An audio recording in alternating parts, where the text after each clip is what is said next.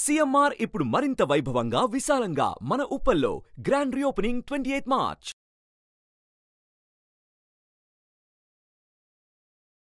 నమస్కారం, నేను మీ జాహ్నవి. మనతో ఉన్నారు ప్రముఖ జ్యోతిష వాస్తు పండితులు, జ్యోతిష్య వాస్తు శిక్షణ నిపుణులు, లలిత ఉపాసకులు బ్రహ్మశ్రీ నానాజీ పట్నాయక్ గురువు గారు. సూక్ష్మంలో 100% మోక్షం ఈ ప్రత్యేక కార్యక్రమం ద్వారా మనకు ఉన్నటువంటి ప్రతి సందేహాన్ని ఎంతో చక్కగా నివృత్తి చేస్తూ ఉన్నారు కదా గురువు గారు. మరి ఈ రోజు సంకష్టహార చతుర్థి కదా, మరి ఈ సంకష్టహార చతుర్థికి సంబంధించి గురువుగారి మాటలు డీటెయిల్డ్గా తెలుసుకుందాం. నమస్కారం గురువుగారు. శ్రీమాత్రే నమః.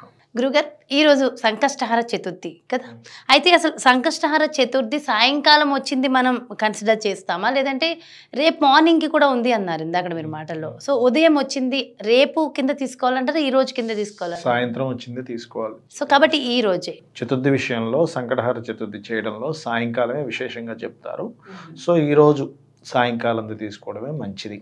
అయితే గురువుగారు, సంకష్టహార చతుర్థి అనేది ముఖ్యంగా ఎవరి కోసం, దేనికి, అంటే ఈ సంకష్టహార చతుర్థిని చేయడం వల్ల కలిగే లాభాలు ఏంటి?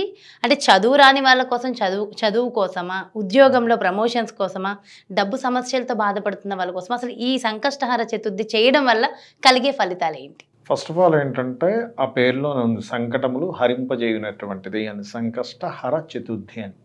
అయితే ఈ సంకష్టహర చతుర్థి నాడు ఆ రోజున్న గ్రహస్థితిని బట్టి చెప్పబడింది.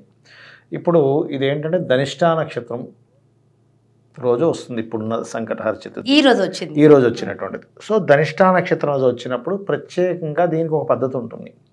అది ఎలాగా అంటే అష్టవసువుల్ని ప్రార్థించాలి, ఇంద్రుణ్ణి ప్రార్థించాలి, గణపతిని ప్రార్థించాలని చెప్తుంది శాస్త్రం. అష్టవసువుల పేర్లని చదువుకోవచ్చు, మీకు నెట్లో కొడితే వస్తాయి అష్టవసువుల పేర్లు. అయితే 3 రకాలు వస్తాయి, 3 రకాలు చదువుకోవచ్చు. అష్టవసువులు ఒక్కొక్క పద్ధతిలో చెప్పారు. అయితే ఇక్కడ ఆ అష్టవసువుల్లోనే మనకి అంటే ఏమి లేదు, ఒక్కొక్క నామాన్ని స్మరించుకుంటూ, భీష్ముడు కూడా అష్టవసువుల్లో ఒకతనే, ఆయన కూడా చేసుకోవడం ఒకటి. అదేవిధంగా ధనిష్టా నక్షత్రానికి అధిదేవత ఇంద్రుడు అవుతాడు. ఇంద్రుని యొక్క స్తోత్రాలు అంటే ఓం ఇంద్రాయ నమః అనుకున్నా సరిపోతుంది. ఎందుకంటే ఇంద్రుడి యొక్క అనుగ్రహం కలిగినప్పుడు మనకి ఇప్పుడంటే ఆ ఇంద్రదేవుణ్ణి ఆరాధించే పద్ధతి పోయింది, కానీ పాతకాలంలో పురాణాలు ఇంద్రుడిని ఎక్కువగా ఆరాధించేవారు. అవునా? ఇప్పుడు అసలు అయితే ఇంద్రుడిని తగ్గిపోయింది, ఇప్పుడు లేదు. యాక్చువల్గా లేవు, కానీ ప్రార్థించేవారు డైరెక్ట్గా. అయితే ఇక్కడ ఏంటంటే మెయిన్గా సంకటహార చతుర్థి అనేటువంటిది గణపతి ఆరాధన ఎక్కువగా చేయాలి. ఇక్కడ ఏంటంటే మనకి గణపతి ఆరాధన చేసుకుంటే ఒక నామం ఉంటుంది, లలితాసహస్ర నామాల్లో ఒక నామం ఉంది, కామేశ్వర ముఖాలోక కల్పిత శ్రీ గణేశ్వర అనే నామం. అది చేసుకుంటే జరిగే ఫలితాలు ఏమిటి అంటే, ఇప్పుడు చంద్రుడు ధనిష్టా నక్షత్రం మీద సంచరిస్తున్నాడు కాబట్టి అది న్యాచురల్ 10th హౌస్ అంటారు దాన్ని. ధనిష్టా నక్షత్రం ఉన్నటువంటిది రాశి ఏదైతే ఉందో సహజ దశమ రాశి. సో సహజ దశమ రాశిలో ఉంటూ అది ధనిష్టా నక్షత్రంలో ఉంది కాబట్టి ఈరోజు కనుక మీరు కుమారస్వామిని, గణపతిని, అలాగే ఇంద్ర ఆరాధనని, అష్టవశువుల ఆరాధన కనుక చేసినట్లయితే మీకు కలిగేటువంటి ముఖ్యమైన ఫలితం ఏమిటి అంటే, ఏదైతే మనం ఒక ఉద్యోగంలో స్థిరంగా ఉండాలని చెప్పి కోరుకునేటువంటిది ఏదైతే ఉందో ఆ స్థిరత్వం అనేటువంటిది లభిస్తుంది ఒకటి. రెండవది ఏంటంటే కొంతమంది చూడండి, ఉద్యోగం ఇప్పిస్తానని చెప్పి ధనం తీసుకొని వీళ్ళని మోసం చేయడం జరుగుతుంది. అటువంటి మోసాల బారిన పడకుండా ఉండడం జరుగుతుంది రెండవది. ఇక మూడో విషయం ఏంటంటే, ఉద్యోగం రావట్లేదని బాధపడుతూ ఉంటారు. రావట్లేదని బాధపడుతూ కొంతమంది డిప్రెస్లోకి వెళ్ళిపోతూ ఉంటారు. అయ్యో నాకు ఇంకేముంది, నాకు ఇంకేమీ లేదు, నేను చాలా బాధల్లోకి వెళ్ళిపోయాను అనేటువంటి భావనలో ఉంటారు. దాని నుంచి బయటపడేస్తుంది. ఎందుకంటే గణపతి రూపాన్ని ఎవరైతే స్మరిస్తారో గణపతి ఏమిస్తాడంటే ఆనందాన్ని ఇచ్చే కారకుడు అని చెప్తుంది శాస్త్రం. అంటే గణపతిని తలుచుకోండి, మీరు ఎంత సాడ్ మూడ్లో ఉండండి, ఒక్కసారి గణపతి ఫోటో తీసి చూడండి, మీకు తెలియకుండానే ఆ ఫీల్ మారిపోతూ ఉంటుంది. మీరు చూడండి, కావాలంటే ఎప్పుడైనా అబ్జర్వ్ చేయండి. ఇది ఎవరైనా సరే ప్రాక్టికల్గా చూడొచ్చు.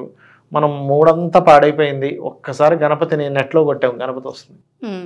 ఆ గణపతిని ఇలా చూసాం, అందులో పర్టికులర్గా లంబోదర గణపతిని చూడండి, ఇంకా ఏదో తెలియని ఒక ఆనందం వస్తుంది. లంబోదర గణపతి ఎందుకు ఆనందం వస్తుంది అంటే, లలితాసహస్రనామాలు చెప్తుంది ఏమిటంటే, కామేశ్వర ముఖాలోక కల్పిత శ్రీ గణేశ్వర, అమ్మవారి నవ్వు నుంచి, అమ్మవారి ముఖము నుంచి ఇద్దరు ఒకరు చూసుకోగా ఉద్భవించిన వాడు గణపతి. అలా వచ్చిన గణపతి ఏం చేశాడు అంటే, బండాసురుడు పెట్టినటువంటి ఆ తమ్ముడు పెట్టినటువంటి ఆ విఘ్నేశ్వర యంత్రాన్ని బదలుగొట్టాడు. అంటే విఘ్నేశ్వర అంటే మనకి ఏవైతే ఆటంకాలు జరుగుతున్నాయో ఆ ఆటంకాలను తొలగించేవాడు గణపతి అని మనం అర్థం చేసుకొని, ముఖ్యంగా ఏంటంటే ప్రతిసారి చతుర్దశి చవితి వస్తుంటాయి కదా, ఈ చతుర్దశి చవితి వస్తున్నప్పుడల్లా కనుక మీరు గణపతిని ఆరాధిస్తున్నట్లయితే మనకి జన్మజాతకంలో కేతు గ్రహము అని ఉంటుంది. కేతువు, ఈ కేతువు వల్ల కలిగేటువంటి ఫలితాలు కానీ ఇబ్బందులు కానీ ఏమిటి అంటే, మనం కృతజన్మలో చేసుకున్నటువంటి పాపము కేతు రూపంలో వస్తుంది. ఎలాగ వస్తుంది? ఎవరికైనా మనం ఆటంకం కలిగించాం, ఒకరు పని చేస్తుంటే మనం వెళ్ళి అక్కడ ఆటంకం కలిగాం అంటే, మనం అక్కడికి వెళ్ళి కావాలని దాన్ని చెడగొట్టాం, అదంతా ఎక్కడ స్టోర్ అవుతుందంటే కేతు గ్రహంలో స్టోర్ అవుతూ ఉంటుంది. అంటే ఆ ఫైల్ కేతు గ్రహం ద్వారా మనకు వస్తూ ఉంటుంది. అలాగే మంచి అనేది ఎలా ఉంటుందంటే, కేతు గ్రహం ద్వారా ఆధ్యాత్మిక జ్ఞానం రావాలన్నా కేతు గ్రహమే, అది కేతు ద్వారానే వస్తుంది. మరలా దేనైనా మనం చూడండి, కొన్ని విషయాలు మనకి అంతే పట్టుకోకుండా వదిలేయాలి కొన్ని విషయాల్ని, ఆ వదిలేసే జ్ఞానం కూడా కేతువే ఇస్తాడు. సో ఇక్కడ ఏంటంటే, కేతువు యొక్క అనుగ్రహం కలగాలన్నా, మీకు గణపతి యొక్క అనుగ్రహం కావాలన్నా మీరు ఈ చతుర్దశి రోజు చేసినట్లయితే మనకి 2 సార్లు వస్తుంది ప్రతి నెల. ఈ 2 సార్లలో ఈసారి వచ్చేటువంటి చతుర్దశి ప్రత్యేకంగా ఈ అష్టవసువుల్ని, ఇంద్రుణ్ణి, గణపతిని, కుమారస్వామిని ధ్యానం చేసుకుంటూ సాయంత్రం పూట ప్రత్యేకంగా చక్కగా మీ పూజా మందిరాన్ని శుభ్రపరుచుకొని చక్కగా గణపతి మూర్తిని పసుపుతో చేసుకోవచ్చు, గణపతి మూర్తిని పెట్టుకోవచ్చు, ఫోటో అయినా పెట్టుకొని చక్కగా కుడుములు, ఉండ్రాలు ఖచ్చితంగా స్వామివారికి నైవేద్యం పెట్టాలి. ఎందుకంటే ఇంతకాలం మనం ఏ పని చేస్తున్నా అసలు అక్కడ ఆటంకం కలగకుండా చూసుకుంటుంది స్వామివారి. అయితే రాత్రి ఆఫీస్ నుంచి ఇంటికి వెళ్ళేసరికి లేట్ అయిపోవచ్చు, లేట్ అయినా చేసుకోవచ్చు, కాకపోతే కాస్త అల్పాహారం తీసుకోవాలి. అంటే ఎప్పుడైనా ఏదైనా పూజ చేసేటప్పుడు ఫుల్గా తిని చేయకూడదు, ఎందుకంటే మనకు మగత వస్తుంది, నిద్ర వస్తుంది, దాని మీద కాన్సన్ట్రేషన్ చేయలేము. కాబట్టి గణపతి ప్రతిమను పెట్టుకొని చక్కగా 3 ఒత్తులు, చాలామంది అడుగుతారు ఎన్ని ఒత్తులు వేయాలని కూడా అడుగుతూ ఉంటారు, చేసినటువంటి దీపారాధన చేసి మనం గణపతి స్తోత్రంతో ప్రారంభించాలి. గణపతి స్తోత్రాలు అయిపోయిన తర్వాత అక్కడ కుమారస్వామి యొక్క స్తోత్రాలు, ధనిష్ఠా నక్షత్రం కదా, కుమారస్వామి యొక్క స్తోత్రాలు, దీని తర్వాత అష్టవసువులు, ఇంద్రుడిని కాసేపు జపం చేసుకున్నట్లయితే చేసుకుంటూ ఎటువంటి ఆటంకాలున్నా ఇంకొక 10 నిమిషాలు కనుక నేను చెప్పినటువంటి మంత్రం ఓం కామేశ్వర ముఖాలోక కల్పిత శ్రీ గణేశ్వర అనే నామం కనుక ఎంతసేపు చేస్తే అన్ని ఆటంకాలు తొలగుతాయి. ఓకే, అయితే గురువుగారు ఇప్పుడు చూడడం వీడియో కొంచెం లేట్ అయ్యి సో చూసి మాకు చెయ్యాలని ఇంట్రెస్ట్ ఉండి చెయ్యొచ్చు, మరి అలాంటి వాళ్ళు అప్పటికప్పుడు కుడుములు, ఉండ్రాలు ఇవన్నీ చేయలేరు కదా? చెయ్యలేము, కొంతమందికి స్తోమత లేదు, ఒక పండు పెట్టవచ్చు తప్పే, ఏదైనా ఒక పండుని పెట్టి పుష్పమైనను, పత్రమైనను, ఫలమైనను, ఉదకమైనను భక్తి ప్రధానము అని చెప్పేసి ఫలాపేక్ష రహితంగా చేసుకున్నట్లయితే ఫలిస్తుంది. అయితే ముఖ్యంగా అంటే ఎవరు ఎక్కువగా ఎడ్యుకేషన్కి సంబంధించి పిల్లలు సరిగ్గా చదవరు, వాళ్ళకు కూడా ఉపయోగపడుతుంది? దానికి ఈ సంకటహర చతుర్థి ఉపయోగపడుతుంది, పడదని కాదు, కానీ స్పెసిఫిక్గా నేను చెప్పినటువంటివి. ఎందుకంటే దశమస్తి ఇప్పుడు ఎలా అంటే, ఎప్పుడు కూడా ఏ పర్వదినం వచ్చినప్పటికీ ఆ పర్వదినం రోజు ఉన్నటువంటి చంద్రుడు ఎక్కడున్నాడు, రవికి ఎంత దూరంలో ఉన్నాడు, ఆ చంద్రుడున్న రాశి ఏమిటి, ఆ చంద్రుడున్న నక్షత్రం ఏమిటి, వీటిని తీసుకోవాలి. వాళ్ళకి ఆ ఎనర్జీస్ కలిగి ఉంటాయి. ధనిష్ఠా నక్షత్రానికి ఉన్న ఎనర్జీ ఏమిటి, దానికి ఉన్న వసిన్యాది అంటే అష్టవసువులు అవుతారు దానికి. అదేవిధంగా ధనిష్ఠా నక్షత్రానికి కుజుడు కారకుడు అవుతాడు, కుమారస్వామి కారకుడు అవుతాడు, అదేవిధంగా మనకి ఇంద్రుడు అవుతారు.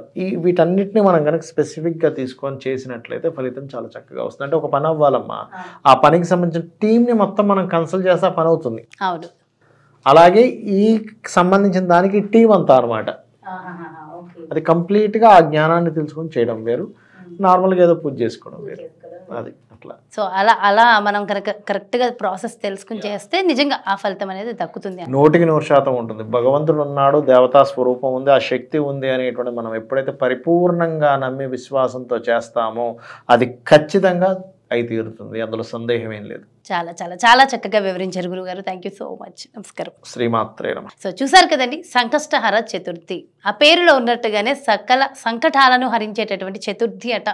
మరి ముఖ్యంగా ధనిష్ట నక్షత్రంలో ఉంది కాబట్టి మరి గురువు గారు చెప్పారు కదా విధి విధానాలు ఏం చేయడం వల్ల ఎలాంటి వారికి ఎక్కువగా ఉపయోగపడుతుందని. ఖచ్చితంగా మీరు అందరూ కూడా గురువు గారు చెప్పినట్టుగా ఆ విధి విధానాలు ఫాలో అవుతూ అందరికీ కూడా బాగుండాలని మనస్ఫూర్తిగా కోరుకుంటూ మరో చక్కటి కార్యక్రమంతో మళ్ళీ మీ ముందుకు వచ్చేస్తాను. మరి అదేవిధంగా మీ యొక్క జాతకానికి సంబంధించి కానీ లేదంటే మీ ఇంటి వ్యాపార వాస్తుకు సంబంధించి కానీ గురువుగారిని సంప్రదించాలి, గురువుగారు అపాయింట్మెంట్ కావాలనుకుంటే క్రింద డిస్ప్లే అవుతున్నటువంటి నెంబర్స్కి కాల్ చేయండి. నమస్తే. సుమన్ టీవీలో మీ పర్సనల్ అండ్ బిజినెస్ ప్రమోషన్స్ కోసం కింది నెంబర్కి కాంటాక్ట్ చేయండి.